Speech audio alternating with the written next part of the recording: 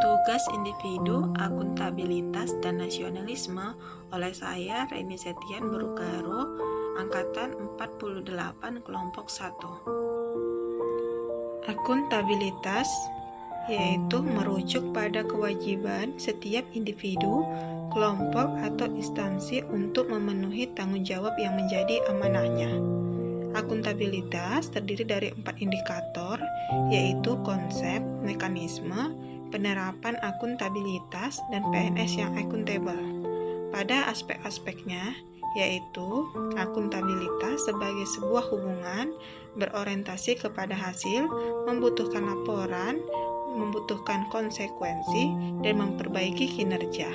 Berdasarkan pentingnya akuntabilitas, yaitu menyediakan kontrak demokratis, mencegah terjadinya korupsi dan penyalahgunaan kekuasaan, meningkatkan efisiensi dan efektivitas kinerja.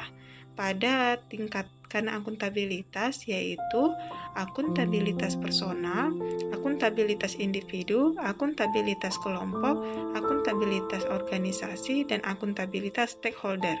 Nah, berdasarkan mekanisme akuntabilitas ada dimensi, yaitu kejujuran dan hukum, proses, program, dan kebijakan.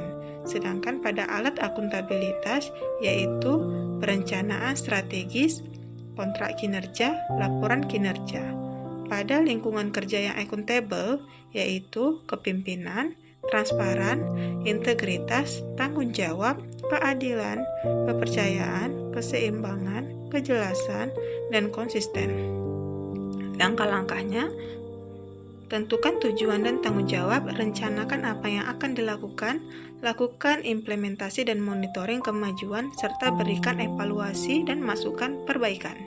Pada penerapan akuntabilitas, yaitu transparan dan akses informasi, praktek kecurangan, penggunaan sumber daya milik negara, penyimpanan dan penggunaan data dan informasi milik pemerintah, konflik kepentingan.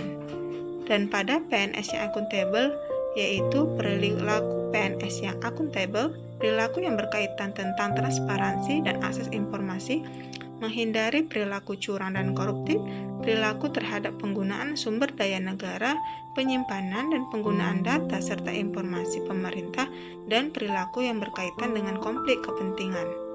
Nah, selanjutnya tentang nasionalisme. Nasionalisme itu suatu sikap politik dari masyarakat suatu bangsa yang mempunyai kesamaan, kebudayaan, dan wilayah serta kesamaan cita-cita dan tujuan.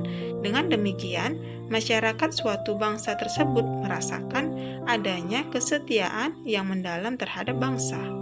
Nah, pada nasionalisme, nilai nasionalisme bagi ASN itu terkandung pada Pancasila, yaitu sila pertama, sila kedua, sila ketiga, sila keempat, dan sila kelima.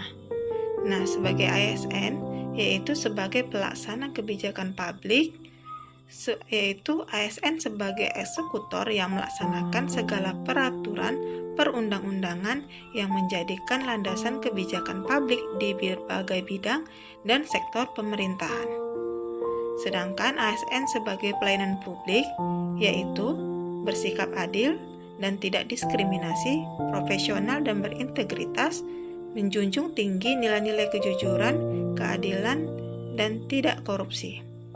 Selanjutnya, ASN sebagai perekat dan pemersatu bangsa, memiliki jiwa nasionalisme dan wawasan kebangsaan yang kuat, memiliki kesadaran sebagai penjaga kedaulatan negara, menjadi perekat bangsa, dan mengupayakan situasi damai di seluruh wilayah Indonesia dan menjaga keutuhan NKRI. Selain itu, prinsip-prinsip yang harus dipegang teguh dalam nasionalisme yaitu hasrat untuk mencapai kesatuan, hasrat untuk mencapai kemerdekaan, hasrat untuk mencari keaslian, dan hasrat untuk mencapai suatu kehormatan bangsa. Terima kasih atas perhatiannya.